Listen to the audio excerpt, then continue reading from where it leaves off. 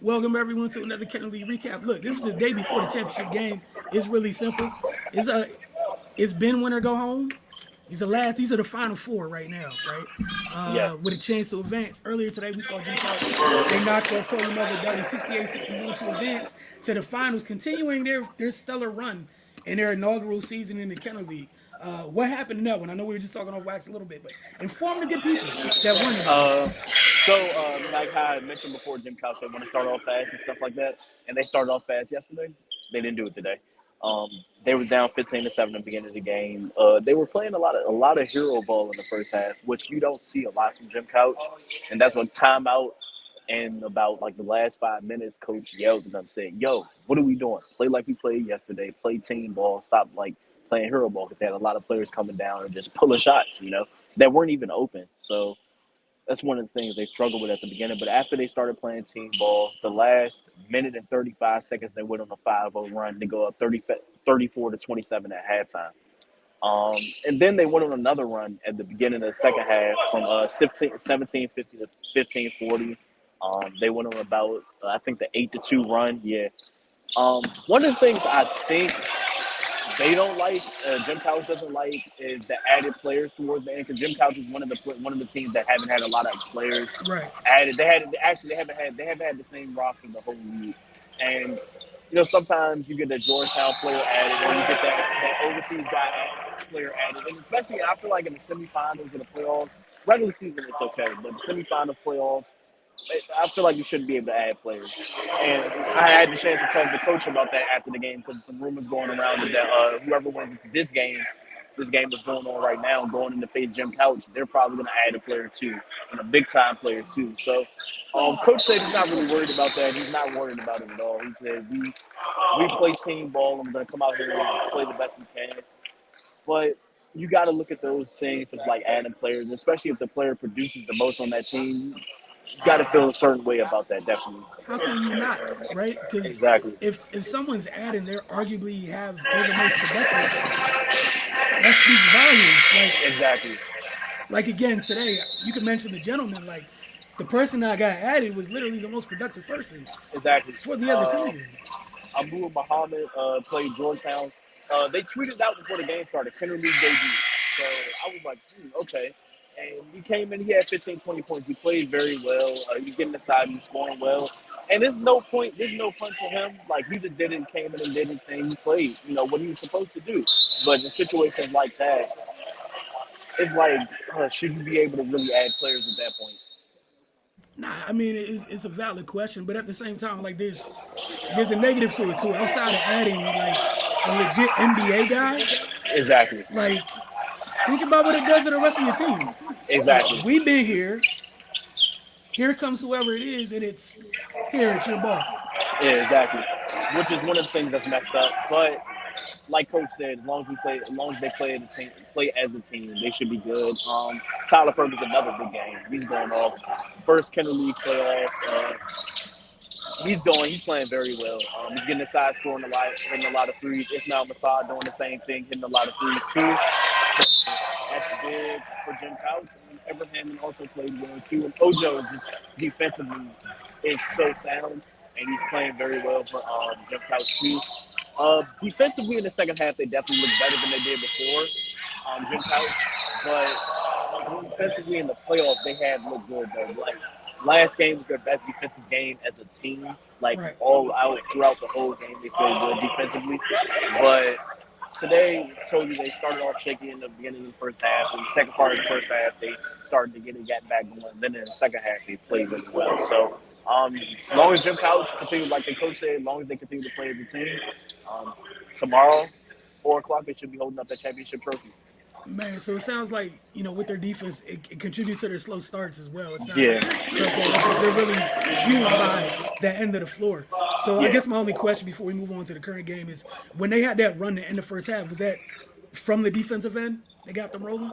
Yeah, they got a couple of skills going and leading into that run, and they came down, got some fast break points. But the last minute was definitely just straight offense. Tyler, I believe Everett came down to hit a three, and then Tyler came down and hit a layup, and then they got a steal on the inbound play, and Guy hit a three right before half and a buzzer beater. So definitely defense turns into offense, but a little bit more so offense leading that last run, but defense definitely led them in the second half. All right, and as you said, their best postseason showing on defense was the previous game. Yes. I'm sure they would hope that returns for tomorrow. Yeah, As we definitely. see who they might face. Talk about the current game, and this is the game that's going to let us know who's going to be facing Jim Couch in the finals. What does that look like as it stands right now? So AWash just took the lead. It's 68-65 now. The Toons are at the line, about to shoot some free throws.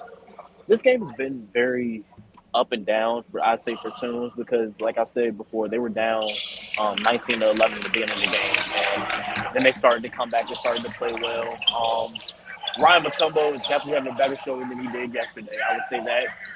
I'd say he probably has about 15 to 20 points right now, so he's definitely playing way better than he did before. He's a force to be reckoned with in the paint today. Ryan Brumba for AWash is playing really well too. So we got a lot of players on both teams. The Georgetown guys are definitely coming in and playing well, which is to be expected. But Donovan Grant, also another Georgetown guy for Toons, he's coming in, he's playing well too. He loves to get to the paint, and he falls every time he gets to the paint. He's going to go to get his legs, but he scores them, so it doesn't matter if he falls. So it's been one of those games. Towards the end, it's getting a little bit better, but at this point, it's just like at the beginning of the game, it's very stagnant. But last 15 seconds, 68-66, AWash is up, and Toons just got the ball, and they just called the timeout. So I'm pretty sure they're going to write up a play, head into the last 15 seconds to see if they can get a 3 or a 2 up to tie the game or take the lead. All right, well, we're going to hang with you for the last 15 seconds or so we find out who's the other half of the championship bout, right? Yeah, definitely.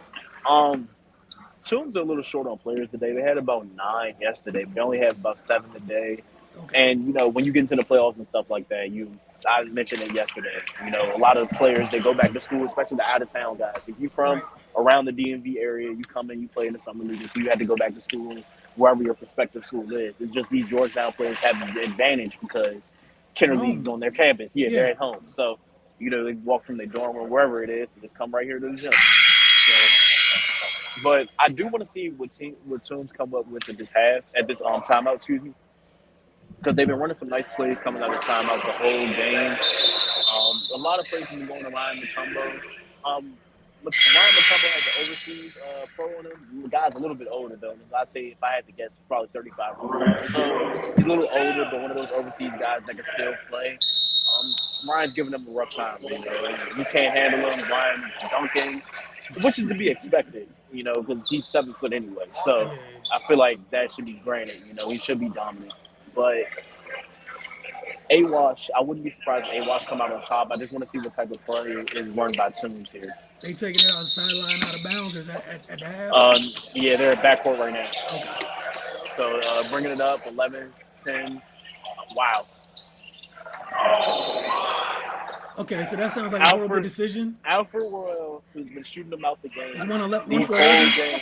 Yes, 1 for 11. Now, he's been shooting them out the game the whole game, and he just came down after he got the ball on the inbound and just shot a 3 and airballed it. Was it a very deep 3? Yes. Yeah. It was that. That's what it sounded like from the commentator. Yeah, because he said, "Oh wow," and I think that was everybody's reaction in the gym because why was that shot taken in that situation? We don't know. It's 6 seconds left, and Toons just had the foul, and that could potentially be the end of the game right there. That's rough. So you had the ball 15 seconds left. Second shot with 6 seconds left on the clock. And it looked like it was a play called at the timeout because, like I said before, there was plays being called at timeout. You just don't understand that. It looked like he just literally went down there and did his own thing, And he's been playing good. I mentioned him yesterday. He's been playing good throughout the Kenner League this whole time, about 15, 20 points. He's averaging, about 15 to 20 points per game. So I just don't understand what's going on with him today and why he did not pass in that situation. But everybody was shifted to the other side. So I don't think that play was called for him. I think it was looking for, somebody to come set a pick and then start up a play. But he just came down almost from that corner Georgetown logo that's on the floor right there and just shot it. An air ball. Again, like what it sounded like from the sound of the gym was why, Yeah. and then seriously.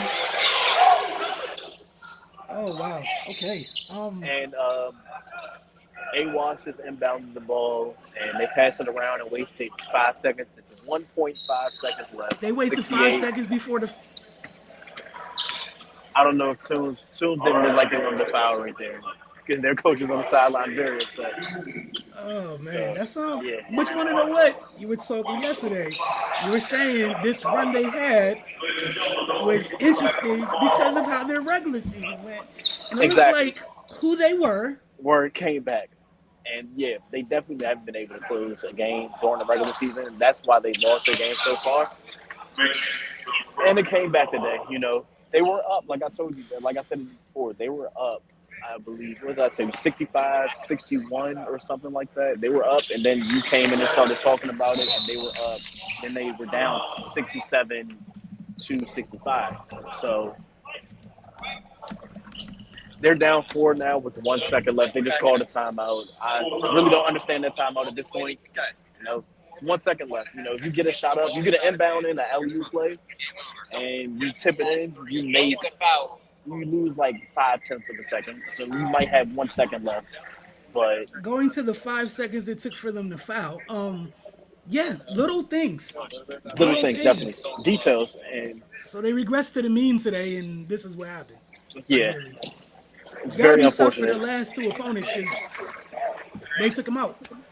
So, yeah, if you're definitely looking at it as a team that came in a higher seed in this game, you're like, we really lost to these dudes, and they just shot almost a 40-footer three with down 2 at the end of the game. So they had an opportunity, again, correct me if I'm wrong, down to 15 seconds left. They could have wound the clock to make sure they got the last shot, and instead, Yeah. all of this ensued. And it looks like Jim Couch will be facing AWash in the championship game tomorrow. AWash versus Jim Couch tomorrow at 3. 70-66, AWash took the W. That's a very lackluster ending to a game that was actually pretty solid. There you have it, folks. Can we recap? We know who the championship match will feature again is Jim Couch taking on AWash in the championship game. And you guys will hear from the mob tomorrow for sure.